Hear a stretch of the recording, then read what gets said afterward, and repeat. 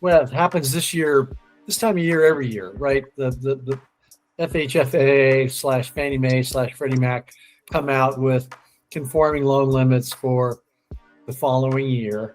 And this year, uh, as expected, well, actually, the early estimates weren't as aggressive as what it turned out to be. It was up 3.2%.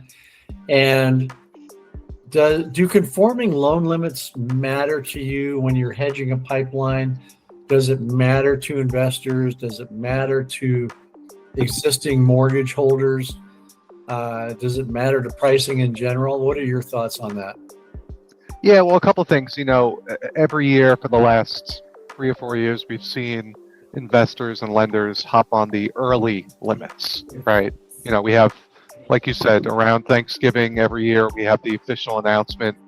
We do see some investors and some lenders trying to get a head start, trying to get jump start. This year it seemed a little calmer, as you mentioned. It was a little less aggressive than previous years.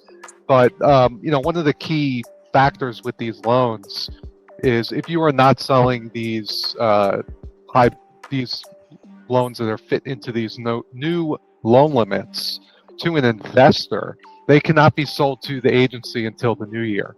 So you do have to account for holding on to those loans for a little longer if you are selling direct to the agencies. We can close them today, no issue.